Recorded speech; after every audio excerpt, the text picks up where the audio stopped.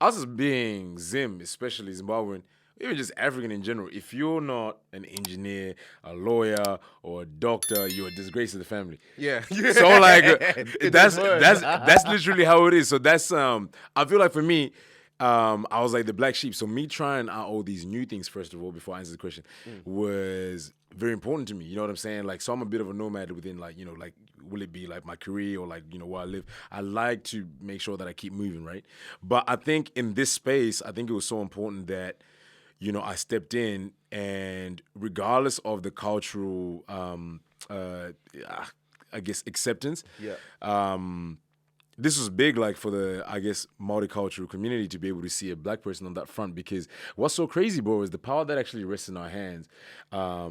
Being African in this society right now is we not only just empower our culture, but just the multicultural society as a whole. In general. And you I understand? Sometimes I was saying, like, you know, because I do B-Wise and shout my brother B-Wise, he always reminds me that. Oh, like, man, he's dope. Yeah, I like it. He always reminds me that, okay, boom, we always like talking about African things, but man, there's also other immigrants that are watching sort of what we're doing, and they feel good. But like, okay, well, if he can do that, okay, I can do that too. We're better pressed. It's even, but yeah, with Nova, I like how, I like your energy towards it, because I was telling someone, I was like, for our culture to grow and for that to increase, people need to be on the commercial aspect. Now, a lot of people don't understand what commercial radio, commercial TV, be doing anything commercial takes. Absolutely, you know man. And you know what? I think it's important that you said that, because anybody can start a podcast now. Yeah. You know what I'm saying? But I think for me, it was so important that, you know, I gave my all in you know, actually, like, being committed to the process with being with Nova, because, as you said, like, you know, you reach high heights when you go commercially here in Australia. You know what I'm saying? Yeah. The networking is amazing, and you know, I feel like at the same time, like, for me, it was always about breaking cultural barriers. That was number one. That was the only. Well, that was the main reason as to why I wanted to pursue a TV career. You know what I'm saying? So when the Nova gig came through, it was literally just a no-brainer. But apart from that, I think the thing that's so beautiful about this industry is, I think it's not really that many of us. You know what I'm saying? There's Flex Mommy's around. She does her thing. She's killing it. She does her thing, definitely. You know what I'm saying? She's killing it. But now it's one of those things where I don't know if the guys are a little bit shy to do their thing, you know, like, it's not, you know, I don't think the guys really empower each other, or like, we don't really feel as empowered, like, when you see this shit. But I think it's so important, bro, to be in this space, because, man, like, it's a lot of eyes on us right now, bro. You know what I'm saying? And you know, just being in this space, man, one, it's a blessing. You know what I mean? I never actually thought I would be, first of all, here. You know what I mean? Yet alone going on, you know, Love Island, and, you know, having a podcast now that, you know, is reaching high heights. So yeah, man, like, I think where I'm at right now, man, grateful is an understatement, bro. Definitely. And I like how you said about the whole confidence thing, because that's what it is. A lot of people, and I always double down on this, a lot of people complain about things but don't do anything. So how can you say something's not cool? All right, that's literally your job to make it cool. Most definitely. Like, that is your responsibility. Absolutely. If you want to be in this space, whether you're more on the entertainment, if you're an actor, if you're an artist, you're a producer, you're an engineer, you're a podcaster, and you don't like what you see, instead of complaining, you got to go change that. Go change that. You got to go change that. what Yeah, I mean? 100%. And I think I hate it when people hate on other people who are at least trying to make who are at this least step. trying, man. Most definitely. And I think that's the thing, because, you know, even like when so for example, going back to the show, like, when I went on the show, it was weird because people were like, whoa, like, is he actually gone? Like, because I told a couple of my friends, and they were like speaking amongst themselves, you know, and like it was a little bit taboo to be able to talk about, you know what I mean? And at the same time, it's like they're the ones that are talking about how we don't have black people on TV in Australia. Facts. We don't have this kind of energy that's here. And then I'm like, yo, guys, I'm gone. They're like, wait, why would you want to put yourself in the fire and go through all this stuff? Yo, it was uncomfortable. You know what I'm saying? Like, because like, you know, people ain't really ever seen a motherfucker like me. Nah. I'm not. They ain't never seen this type of sauce.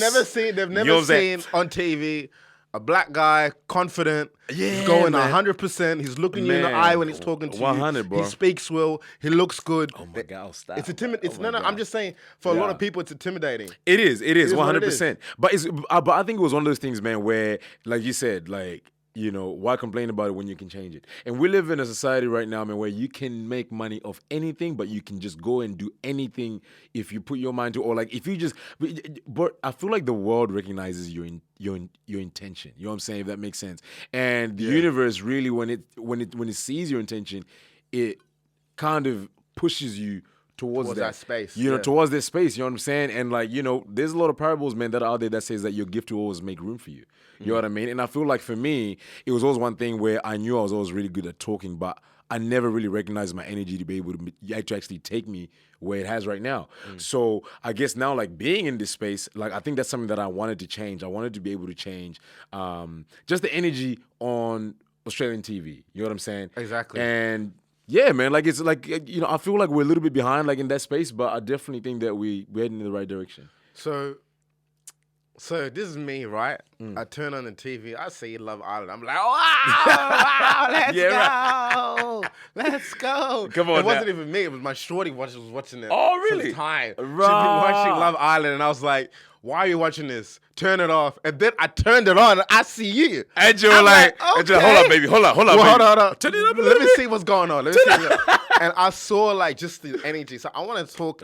I want you to break down for the viewers, because a lot of people know nothing about the entertainment industry. They don't know anything about producers, directors, the team, and how big of a production that is.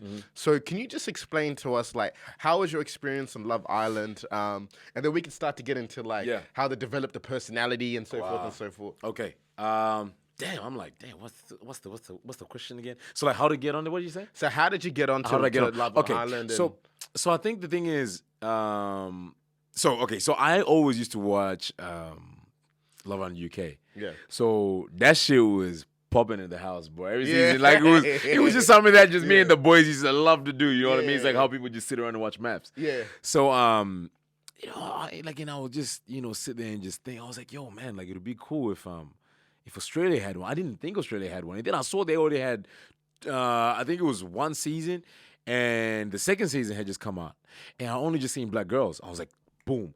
I was like, there's a gap there. I've never seen a black guy yet. Was it Audrey? Audrey was on my season. Before that, Audrey. it was Shout Cynthia. out Audrey, man. Yeah, shout out Audrey. Jeez.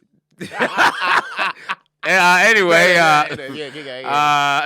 shout out Audrey. But there was Cynthia. Man, she was dope, man. She dope. Like I actually met her, I think about a month ago. She's amazing. But so basically, I actually have this video. This is how big I believe in manifesting, boy. A lot of people want to say what they say. Hey, it's not Christian. It's not us as African. We don't believe in that. Kiss my ass. That shit works. Yeah. Okay, I put a video of me. I was at a pub, right? Just around the corner from my house. And my roommate, she was like, yo, say what you just said again. Because I said some weird shit like in a, like just in a conversation. I was talking about Love Island. And she's like, say it again. I'm going to record it. We're manifesting right now. I was like, damn, okay. I was like, you know what Australia needs? Australia needs a black man that's confident, that's going to do this with good energy. I'm going to Love Island in the next season. Bruh, when I tell you that she sent me the application, I applied just jokingly, and then they came back to me. I nearly fainted, bro. I was like, what the fuck? This must be a hoax. I was like, no way, bro. Ain't no way. First interview came up, right? And it was just like... So it's a full interview process. Yeah, bro. It was so many... So like the first one was like, I think it was like a video... interview where it's like just record yourself saying why you think you should be on Love Island.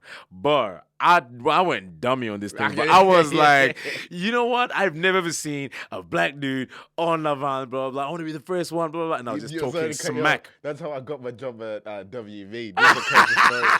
The homie asked me at the last interview, he said to me, if there's one thing that you can say just to finish off this interview, what would you say? And I told him, I was like, listen, how long have you been working? He said 10 years. I was like, how many final interviews have you had with a black person? Listen, 10 minutes later, he goes, I like your attitude. You got the job. You got the job. Keep going, man. Keep going. That shit, no joke. Listen, I'm not saying that this is our maneuver. This is not how we move. We don't pull that card. Now, it's not even a card. But I feel like it's a statement that's very, very important to be. And people relate to it. They're just That is actually a fact. Yeah, you know. That's what's up. And like, it's like when you're not scared to actually, say, yo, I've got the confidence to be the first one. They're like, damn, this motherfucker's got the X factor. It's cool. Yeah. So I felt like I had the X factor. You know what I'm saying? So I was like, fuck it. This is what I'm going to say. Am I allowed to swear on here? Yeah. No, gracias, papa. So I'm like, so I get the first video out. They come back to me. I'm freaking out. I'm wilding out. Right? I'm like, damn.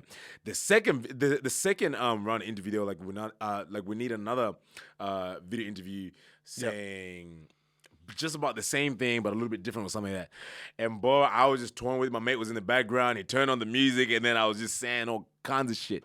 And I was like, nah, no way. Nah, not little old me, bro. I was born and raised in a small place called Mutare in Zimbabwe at Sasu Hospital. Okay, it's very, I very... know that is. I'm from Goromonzi. Oh, I'm from Goromonzi. actually? Yeah. Bar. See right there? Yeah. Small bar. Man, if I was to show my ancestors what I was doing right now, they won't believe this shit. 100%. So I think it was so important that I kept the energy. You know what I'm saying? So you respected the opportunity. I respect the opportunity, bro. Yeah. And I think within every single bit of the process, I just kept on saying, this is just for experience. Yeah. But God had different plans, bro. So from then, bro, and then they were like, yo, we love you. Like, we want to interview. We want to bring you on to like the third round of interviews. Went to Fox Studios. I don't think I knew what I was going into up until the day of. I was like, damn. Fox Studio is no joke, bro. I was like, oh, what? We going to we going to Moore Park, baby? I was like, shit. I got dressed, bro. I was spraying some cologne. I was looking good. And I was like, damn. And I got in there, man, and I hit him with the exact same thing that you said to that motherfucker. And then they're like, so why do you think you should be on? I told him, hey, look, I want to be the first black dude here. Sometimes I was like, there ain't nobody else but me. And they were like, wow, is that really how you feel? I was like, yeah. Yeah. I was like, yeah. Yeah. But then, so, you know what's so crazy, bro? I think sorry if I'm talking too much, but, no, it's cool. I think. Have a little soda water. Thank you. Muchas gracias. Come on. I think something that's very, very important, man, to be able to, this motherfucker. Sorry, man. This is dummy on me. You know, I got that like soda it. water, Hey. the classic mixers. You know, what I'm trying to say. Hey, man, you see how? Hey, don't worry about the sponsor, but you see, Don't worry about the sponsor. We're increasing the quality now. We get Come the on soda now. water in here. I like that, boy. I like that. Another value just went up. Come on. Boom. So I think something that's very important, man, is not, I think a lot of people are quick to see the glory but not hear the story. Okay. Right. And I think I have been working like in a cafe for so long, learning people skills, bro. Learning how to like without even knowing it, learning how to negotiate. Like meeting people like in like it's just I feel like humans are very interesting people, but I think we only start to realize that when you actually put intention behind it. So my intention was to be able to network even when I was at the cafe. Exactly. You know what I'm saying? Yeah. So that was a people skill within itself. And before that, when COVID happened, I started a YouTube channel to do fragrance reviews, right? So I was already confident. That as well. Yeah. See what I'm saying? On So I screen. was already comfortable like on the screen. So as soon as I went in there, everything that I had done before didn't go to waste. It was like I was not shy of the camera, bro. I was in my element, bro. So I think, with everything that has happened right now, it might seem like it's overnight, but for me, I feel like it was a big thing because it was always a work in progress. Like God knew what he was doing. No, you put in the work, and I think that's what I want to talk about. There's a couple things I wanna dig deep into what you were just saying.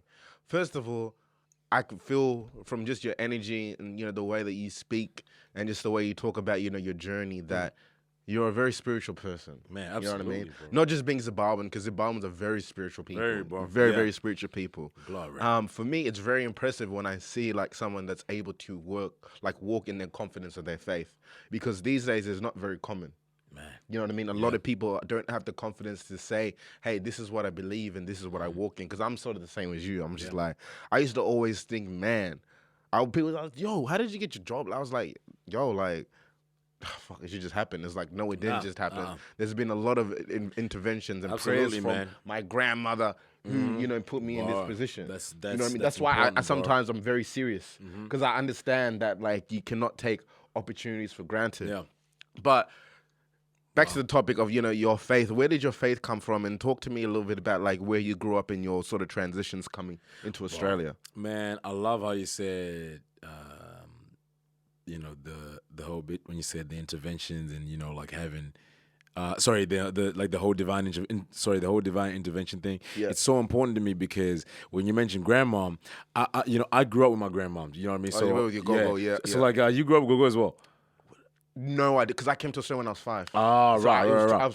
And I'm the youngest as well. So my brother did, though. My brother, your older brother? Yeah. He maybe spent 19 years of his life, actually. See right there? Yeah. So, so some of those people that don't understand what I'm saying, like, so in Zimbabwe, mainly the culture is usually the firstborn goes and lives with their grandparents.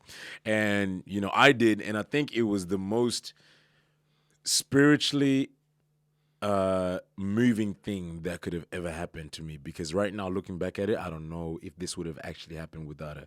And I think it was so important because like she done instilled a lot about culture, but not even just about culture. She also instilled a lot as well too, like about not just religion, but I think Christianity on its own is such a beautiful thing because it really allows us to accept every religion. Yeah. But with that comes accepting everyone, regardless. For who they are. Exactly. For who right. they are, yeah. Different genders, different creeds. So, I never had a problem with that. So, I owe my grandmom a lot, bro. Like, so I think like for me, man, coming up, man, my dad was very, very present in my life. Not, man, so much love. And my mom, like, it was amazing. Like, we were all so close. But my grandmom, it was one of those things where, looking back at it, if I didn't live with her, I feel like, the way that I looked at the turn of events that have happened in my life, I don't know, man. I think I would have just had a bit of a different perspective to how everything happened. And I think to actually answer your question, like I feel, so me growing up, right, in Zim. So for some people that want the backstory, so I moved here when I was 14. This was in 2012. That's a tough age to sort of... It's a weird age, man, because like you're really starting to like, you're kind of growing to yourself. You're really starting to know yourself and your, your personality. But it's a weird cusp because it's like, damn, I know Zimbabwean heritage, Zimbabwean culture. Now you just shift from third world country to first world country. Now that was the craziest thing, was I feel like going from somewhere where I was starting to develop as a man and, I'm really starting to feel myself. I'm like, okay, fine, this is who I am. To come in here where it's like, yo, you're kind of like the black sheep here, literally. Yeah. You know what I mean? So like I moved, like we were at our high school, was Nara High School. And when we moved, man, like it was kind of crazy because we were like the first 2 black kids to be in that school. They were Aboriginal kids as well, but I didn't know that they were turned black as well. Oh, most definitely, yeah. They were, yeah. I get what you're saying, but the first Africans, yeah. The first, I grew up in regional Australia, but I was in primary school, which was different. If it was high school, would have been a completely different experience. Man, how was that? Tell me, and it was like Nara, was that? Yeah, man. So shout out my Nara people, baby. Listen, man, we went right there. But honestly though, it was beautiful because we started there and everything else, everywhere that we moved from after that was just a level up. You know what I mean? Yeah. Because Nara's dope, you know what I mean? And but people don't really see it as, like the best place. But for us, it was Australia, man. And I was like, we were like so shocked, like seeing like the self-checkout at Woolies, but we're like, damn, if we had these things in Africa, there would be no stores, bro. Everything will be gonskis. So I think, man, like, so like the move was just, man, it was nothing we thought. Like, nothing we could have imagined, bro. So, like, we got on a train from the airport. Longest ever train ride in my life. Airport to Nara, bro. It was about 2 and a bit hours. So, then by the time we got home, it was like nearly midnight. But, we were beaming, but we're like, we in Australia. This is just out of this world. It's cool. It's cool, from there, man. And we just started building from there, man. So, yeah. I remember one time, me, my mom, it might have been my older brother, we took a bus from Central to Newcastle. Damn! A bus, too? A bus, man. How long was that? Maybe like 3-4 hours? 3 hours. So I get you when you say that. But that's also the beauty of it as well, because it's like, it's the growth. It is the growth, man. Like, it's all a part of the process, and you can't rush it. Absolutely, man. Absolutely. And I think like, like I can't even look back at it and and say like we had hard times, man, coming here. Obviously, like there was a little bit of racial slurs every now and then, but honestly though, bro, like I just took everything as teaching moments. Yeah. Everything that I feel like God has gifted me in my life has been able for me to to teach another person, you know what I'm saying? Like, to be able to, elevate them to a different space. You understand? And I feel like even right now, like with my story, I kind of feel like, everything for me, man. Even Nipsey also was, like he said something that was so prolific, man. He said the highest human act in life is to inspire. You know what I'm saying? That's a fact. So within everything, man, that I do, man, I always aim to teach. You know what I'm saying? Tell me some stories about Nara, because I know that would have been crazy to grow up around there. What are some of the crazy stuff? And did you grow up? Was this yourself? Was it your cousin? So we moved here with my auntie, bro. Man, Okay, yeah. bless the lady. Man, I love my auntie. So yeah, that's my mom's older sister. Oh, my so God, yeah. yeah, man. So my good. So she got to see. So she was coming from Glasgow, right? And we were living with her son back home. And anyway, so she wanted to live with her son, and she was like, "Yo, if Tuck wants to come, sort it out. Yeah, let's go." So that was dope. So anyway, so sorted everything out, and then we moved here. It was great. And then when we started school, wow, boy, honestly, I can't. Nara was just a different beast because at those times it wasn't really that many of us. It wasn't really that many black people. Yeah. So it's like you walk in the street and you be getting so many stares, bro. Like in this, the school, Nara High School was probably one of the best schools ever because it was so crazy because, as I said before, teaching moments. I had a few of those. Yeah. But at the same time, it was like, I can't look back and say I had any bad, very, very bad negative experiences at the school. But it was so funny because when we first got there, bro, the amount of questions, bro, like about back home, do you guys ride lions? Do you guys hunt lions? Stuff. Do you guys have electricity? Do you guys live in huts? All this stuff. I was like, yo, my mom is a real estate agent, bro. Like, I was like, we're okay. Like, we are fine, bro. Okay. Yeah, I was like, it's okay now. Yeah. So, bro, all those questions. And I just started to realize, man, that they're not being rude, but they just don't know. They're just curious. There's a very, very fine line between, or sometimes you can tell someone's energy. Like some people, like would generally just ask you a question, be like, bro, I actually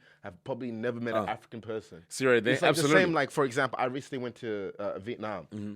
Now, yeah, and like you guys us guys, we're like, perceived a bit different. Yeah, you know what I'm trying to say? And eventually, over a while, I'm just like, yo, I'm the only black guy in the whole city. Yeah. There's like 2 million people here. I am the only black person. You know what I'm trying to say? So when they see you, they're like, oh. Yeah, even like every black person knows this feeling when you go to a rural town, whether that be, let's say you go up Central Coast is cool, Wollongong is cool, because those are pretty, they're not too far out. They're pretty, they're okay. But let's just say you go out to Armadale, Tamworth, you're going out, Big Up, when you go out there, when you go out to Broome. Man, that's them motherfuckers right there, yep. And you go to a city and you start walking, and then all of a sudden you start seeing all eyes on you. Yeah. Oh yeah. Like generally, like you're walking down the street.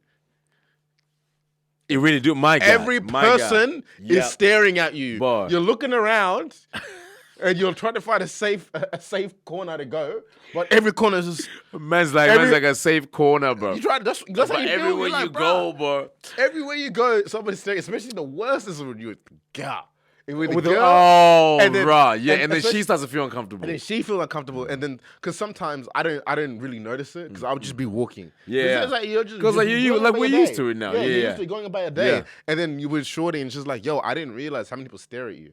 And then that's when I start thinking about it. Okay. So this what's up. But honestly though, I had to grow out of me actually being concerned about that. You know what I'm saying? And I actually had to be comfortable in my own skin because, man, before I was so self-conscious, I'm like, man, is something wrong with me? Do I stink? Do I look a certain way? And then I was like, yo, man, the greatest privilege in your life, man, is being unapologetically you. You know what I mean? Yeah. And I feel like that was the biggest thing that I only recently learned and accepted. But back then, I feel like, as we said, I feel like life is always in steps. You know what I'm saying? And I think that would have been, a big step for you too, huh? Right. It was definitely and recognizing that. And like I said, I've been overseas, so I've been to countries where, let's just say, they don't have many black migrants. Mm-hmm. So I've been in places where I'm a bit out of place, if that makes sense. But I would say when you go to regional Australian towns, you really notice that shit. You know what I mean? But all in all, with everything that you've been through, and obviously coming from Zimbabwe as 14, so you definitely have friends in Zimbabwe right now that have grown. Do you feel like you have survivor's remorse? Because that's what the energy that I'm feeling like you have. Survivor's remorse. Wow. Is that almost like imposter syndrome kind of? Yeah, but also feeling like you're the only person who made it out of that environment. Yeah, You know what I'm right. trying to say? But and a lot of people don't understand when you know what I'm saying when I say this. 100%, 100%. You know people who are 10 times smarter than you. Yeah, man, that could have been in this position, man, actually capitalize. And I feel like that's the thing that probably drives me the most, bro, to want to, get to where I need to get to. And a lot of people, man, always say, hey, man, fuck, bro, you're doing so much. Like, you're like, you like, you never sit down, bro. Like, like you're always moving, especially after the show. Like, I'm like, yo, there are people, man, that are back home that are so smart, bro, and they just don't have the spotlight. People that have work ethic like you have never, ever seen, but they just don't have the spotlight. You know what I'm saying? And it's like, I feel like for me, man, that definitely relates to what I'm saying, like imposter syndrome, like you said, why me? Why me? Yeah. You understand? Yeah. So I'm like, I feel like instead of that, I ended up moving from that approach to just saying, who else? You know what I'm saying? Like, I'm like, God always gave me this spirit. I felt like this spirit that I've had, man, like, like you can't kill, a spirit where, wherever you put, bro, you always make the best out of any situation. And I feel like it's just the human spirit in general. Yeah. But for me, man, I take that very seriously, man, because I feel like I've been put on this earth, man, with a mission to be able to inspire, bro, and like to be able to reach higher heights where people that would end up reaching my position will have the gratitude that I have now, if that makes sense. Most definitely, yeah. Yeah, man, like definitely, bro, I feel that always, man. Like talking to my friends back home, bro, man. And the hardest thing, but you know what the hardest thing about this is knowing that you can't save everybody, bro. Yeah. You know what I'm saying? Yeah. Knowing that you can't help everybody, bro. Yeah. That is the hardest thing. And for me, I love on everybody, bro. And I feel like, man, I've always felt like I can do it all. I can't do it all, but once upon a time I tried. I was sending money home, like like to like all my, friends, like distant cousins, all this stuff, and he's like, boy, and I would be left empty, man. And now my family's like, yo, are you okay? What the hell's going on? Yeah. So you gotta leave something for yourself. Yeah, 100%. So it's like it's actually a real thing. Like I send home, cash like every week, every month. Like, but my mom's literally like on my payroll too. Yeah. So it's like, I'm just naturally I just provide. You know what I'm saying? That's what I do. But I think the worst thing, like in our position now, is you see the life that we live right now, and they see that, and they're like, "Oh my God, he's made it. He's doing so good." Yeah. And you have to give what you can. And I'm glad that we're talking about this because this is a common issue that a lot of people in diaspora, whatever country, but a lot of especially because I'm Zimbabwean, so I understand where you're coming from. The black tax. And I always, it's a heavy tax too. Yeah, it's a heavy tax. And I always say that one of the best experiences that I had was going to Zimbabwe when I was like 13, or 12, 13, just when I started going That's a beautiful age, That's man. a great age to go. And I always encourage like my nephews and cousins at that age to go back. Just because like you said, man, like I met some of the most smart, like you're talking about some of the smartest people you ever met in your life with drive, like that work. There's no such thing as a 9-hour workday. We're working 15 hours, 6 days a week, no excuses. You know what I mean? That's when someone tries to give me an excuse, about this. I told them, shut the fuck up. Yeah, bro. Do you know how privileged, you are to live in a country where you don't need to work for the government to give you money in a house? Exactly. You know what I'm trying to say? Wow. And people want to give me an excuse. Or people want to complain. Or people want to say, oh, this artist is doing X, Y, and Z. I'm just like, that was my experience and what that told me. That was like, bro, I am, even going to Asia just recently, I went to Vietnam and Thailand. And just seeing how hard the people there work, man. 100, they're not playing games with you. It's a different perspective, bro. It's a way different perspective. 100. So, let's go back. I want to tap back into your experience in Love Island when you were in the island. So I liked your personality in there because one, you were the only one trying to talk to these girls and actually trying to throw out some shots. Man, you were actually just throwing out some shots. But I was just throwing blanks, bro. I just started shooting like Stevie Wonder. Nothing was hitting, bro. But I'm glad you did the shots, and then I got to also see how necessary you were, because you need a shit stirrer. Every show, any successful show, needs someone to rattle the cage a little bit, to get it outside of the normal, bro. Because that's what people tune into, right? They don't tune in just to see regular Love Island people. No, they want to see that one guy who they want to see that guy they might love him, but also they might hate him. But they might hate him. But they tune in anyways. Wait, was that me? This is what I thought of you. This is before I even did you. This is what I thought of you. I rocked you off the bat because you were Zimbabwe, and I had to support. Right? That's the first time I heard the second thing, I'm like, damn. Yeah, off the bat, I had to support you. The second thing, I rock with you because, like you said, you shooting blanks. You're like, you just shoot at everything. Right, everything. The thing that drove me crazy though was when you did that fake crying thing. Ah! I had to bring it up. I had to bring it up. Why would you do this to me, bro? I had to bring it up. When I saw the fake crying, I was like, why'd you do this to me, bro? But I also understood at the same time why it was necessary. This is why it was necessary. But other than that, like, I think that you played your role perfectly. You as an individual on Love Island, you could not have done anything better than what you did. I thought you should have won, and why I say that, I'm not just saying that because you were here, right. But you were the only one that was actually you were only one actually engaging with the activities.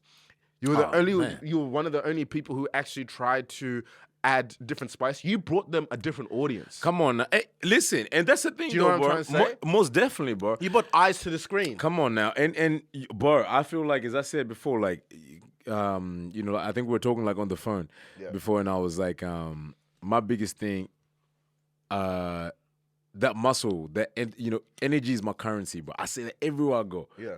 That's the muscle that got us here. Yeah. You know what I'm saying? And all the way from Zim to here, you telling me that they're gonna be paying me, bro, to be in a villa to meet all these beautiful women, get free food, bro. I'm getting paid. I'm chilling, bro. Yeah. Why would I not want to go out there and act a fool, bro? Exactly. You understand? Yeah. Respectfully, okay?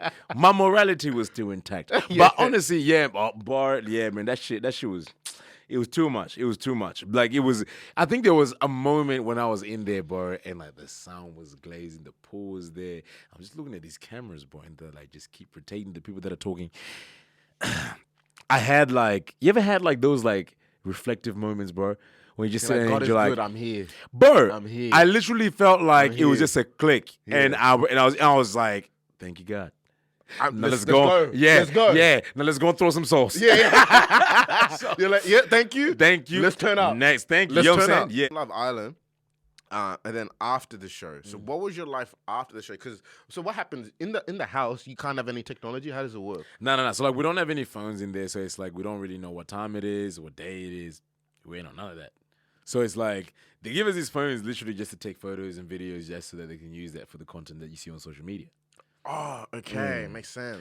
So, but, like, yeah, man, when you're in there, you've got no reach whatsoever to the outside world, bro. So, it's pretty cool, though. But it was very interesting because I could see some people struggling without their phones.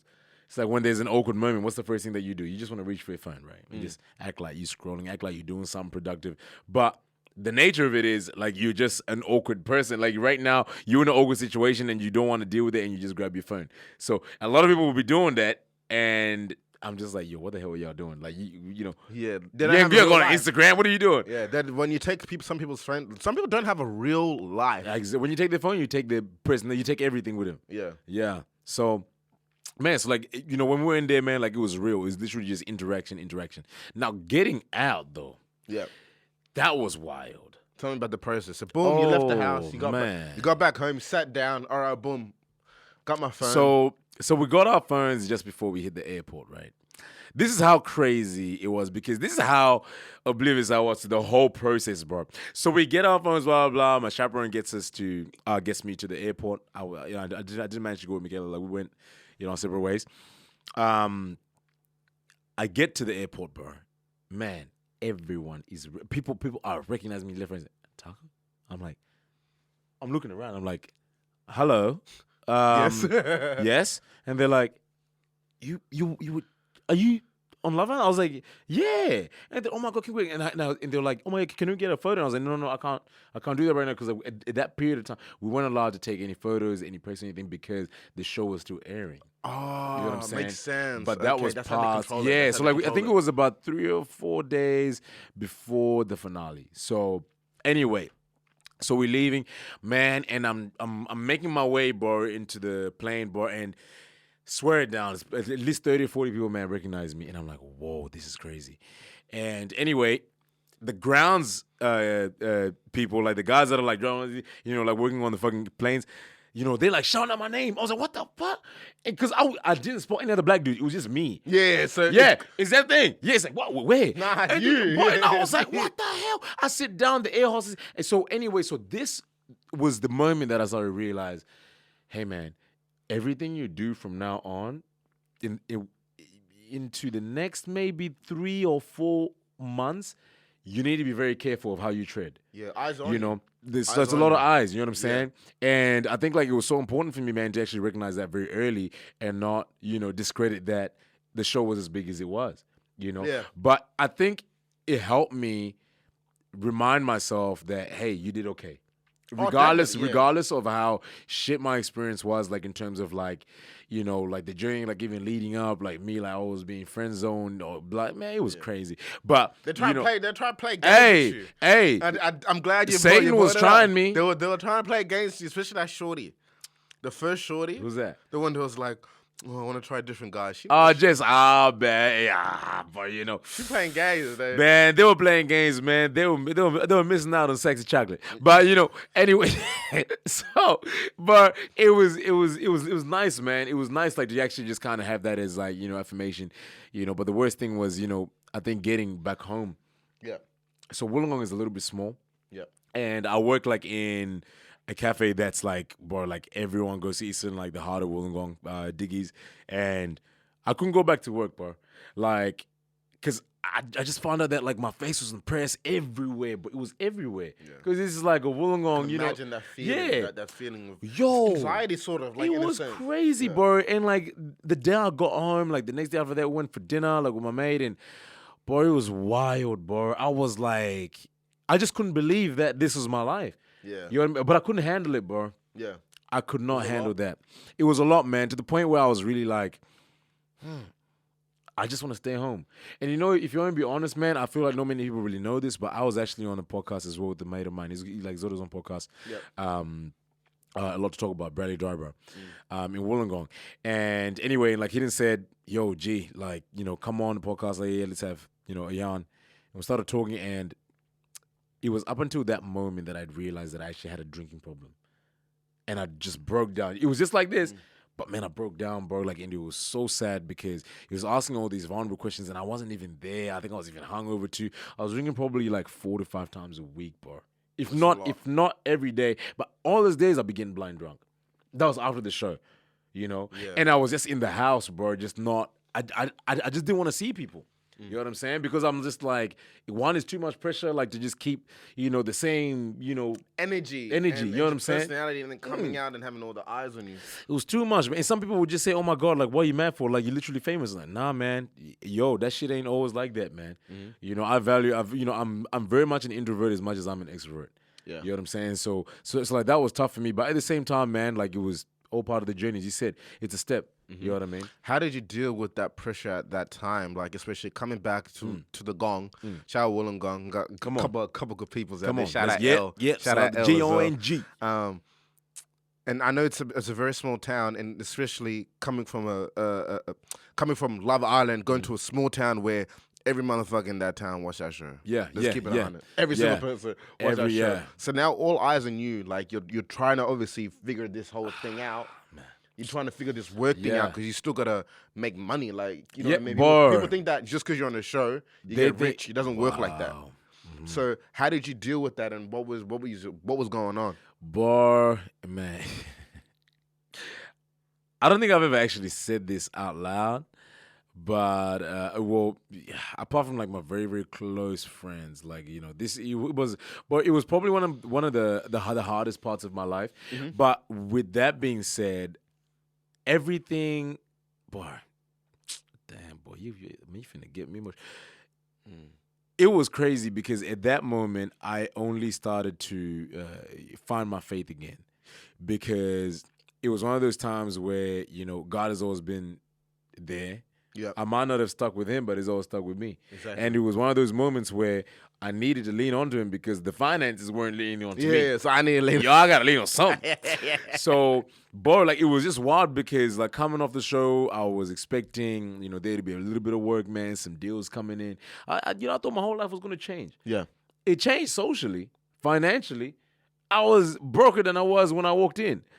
So obviously, yeah, like we're getting paid, like on the show, blah, blah, blah, it's cool, but that can only take you so far. A few months in, then I'm like, damn, man, like, there was like, rent arrears starting to come in, and I was like, behind on bills, and I was like, I can go back and work at the cafe, but at the same time, like, so many people recognize me, it'd be hard for me to work. It wasn't a pride thing, because for me, I've always said to myself, you can't be, pride and you can't be prideful and broke at the same time. That doesn't work. You know what I'm saying? You can't be proud and broke, bro. So it's like I had to I had to go out there and hustle, bro, and try and find work. So shout out to my management, man. Like fuck, man, they worked so hard, bro, just to get me off the ground. Yeah. Like man, these guys, it's great having a great team. It's amazing, bro. It's amazing. Blessing, yeah. But you know what's more important, bro? It's amazing when you have people that understand where you've come from, but they understand where you're going, but more importantly, where you are.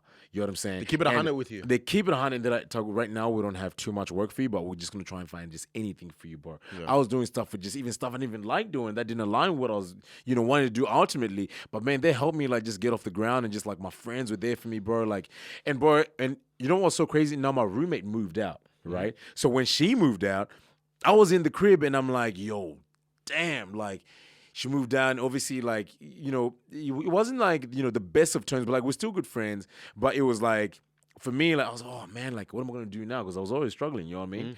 Mentally and everything else. So it's like, when she left, like, she took, her things with her, like, which is fine. Paid out like the fridge and like a few, appliances in the crib. So like, my house was empty, bro. It's just you in the crib. It was just me in the crib, and we had torrential rain at that time. My house started flooding, bro. So I'm in this crib, bro, and it's mold infested. It is wet, and bro, I was coming from an event this one. This was like the straw that broke the camel's back, bro. I was coming from an event, and I get home to my carpet, like just lifted like that. My like real estate agent like came and tried to like inspect the house, blah blah. People starting to fix it up. It was a mess, bro. It was horrible, and it was empty. I ain't had no food in the crib. My bank account is empty. I'm running off the food from the event, bro. You know what I'm saying? And I just say, you know what? Nothing, sleep can't help. I go to sleep in my bed, but my bed breaks. Man. Bro. Lord. That's when I was like, Lord, this is what we're doing? Is this where we're at? Drag my mattress into the dining room, bro. And I was like, yeah. Okay, this is what we do. So it was like that for, a good couple of months, and yeah, man, just to kind of wrap it up on how life was afterwards, it wasn't as glamorous as I thought it would be. You know what I'm saying? But the people, man, that came in and helped my real estate agent, man, she's amazing. She like, boy, she came in my house, man, for an inspection. She said, man, you don't have anything in here. And she was like, you're literally sleeping in the dining room. And she was like, it's okay. I've been there before. But this is what's so crazy about being someone that's very prayerful, bro. You really start to see that there are people that are praying for you when you don't know it, that are giving you this energy, this spirit, that you don't know where you're getting it from, bro. And all these people started to come into my life to help me. My best friends, Tawanda, Mike, Dan, all these people, they just, bro, they literally just come in my house and just wake me up. Hey, man, get up. We're going to eat.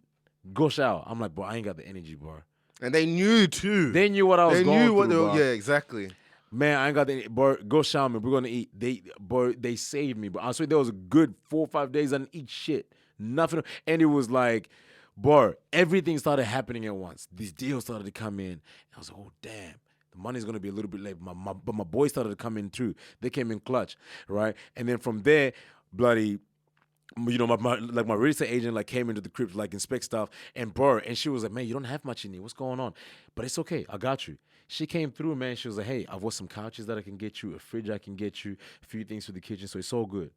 Bro, you can't tell me they ain't a God, bro. So anyway, basically, I think shout out to good people, man. Shout out to good people. I always say, bro. like, God works in mysterious ways. In mysterious ways, bro. Like Absolutely, man. So, I think like for people, man, that don't know, it ain't all glamorous, man. People don't know out here. It is a fucking grind. No matter where you are, first world country, third world, bro. Your ass gotta get up and get to work, bro. Even if you get on a fucking reality TV show, bro, you still gotta get up and get it. Yeah. You know what I mean? And fuck, man, like it was the first time that I started to get that fire up my ass, bro. I'm doing something every fucking day, bro. Yeah, like we gotta get our ass up early. Come on now. Hit the gym. Come on now. And then from there, we're going from there. Then we're gonna get some bread. No time for no excuses. Absolutely, man. bro. No time for no excuses. And I love that story because I feel like, I get that the energy from me that. One, that you're a very spiritual person, but also you're very organized. You're a very scheduled person. You take things very seriously. I've only just started being a little bit more organized, but before, yeah, it was a mess. Yeah, it was a mess, bro. It was a fucking mess. Still a little bit, but at the same time, as you said, it's just about that growth. You know what I'm saying? So I had to go through that for this to happen. You know what I'm saying? So.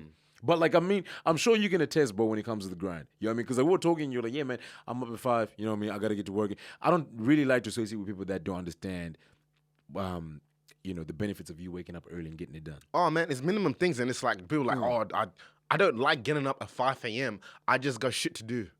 Absolutely. You know what I'm saying? I don't like dragging my way up. It's dark outside. Nah, I need to hit the gym. I need to start my day strong. Most definitely. You know what I mean? I don't come from like a super rich background, so my parents aren't gonna give me a house. Absolutely, no one's gonna come save me besides myself. So it's not like I enjoy doing it. I do it out of necessity. Absolutely, and I feel like a lot of people don't do that, and that's because they're not. And you got to keep it 100. You got to take your life seriously, bro. And again. Stop with the excuses. Yeah, absolutely, man. Absolutely. But listen, man, look, I appreciate. We've been talking for a minute. Damn, I think it's been like an hour now. But listen, this has been a great. This has been great conversation. I feel like you touched up on a lot of good points, and man, with like us. Anyone who's been on the podcast, for me personally, they're like family to me. I still talk. All of the guests have been on the podcast. I still talk to. You know what I mean? So you definitely been a true family. I appreciate that. And we get money with everyone that's been on as a guest. We get money. Shout out to everyone that's been a guest. They know what we're talking about. Absolutely. We get money together. But man, look, I appreciate you. Where can people find the podcast at Nova? Man, you can find the podcast on any podcast platform, man. We're on, so it's everywhere as well? Everywhere. And what's the name of it? So me and Al Perkins from Maths and Love Island as well. So we started our podcast. It's called Back to Reality, and we basically just touch on us being back in the real world, really. After a reality TV show. So it's it's a little bit of comedy. We have some fun guests. Man, it's dope. It's really cool, man. It's really cool. Tune in. Well, make sure you go check that out. This is my man Taku. We appreciate you, and we are zoning out. You.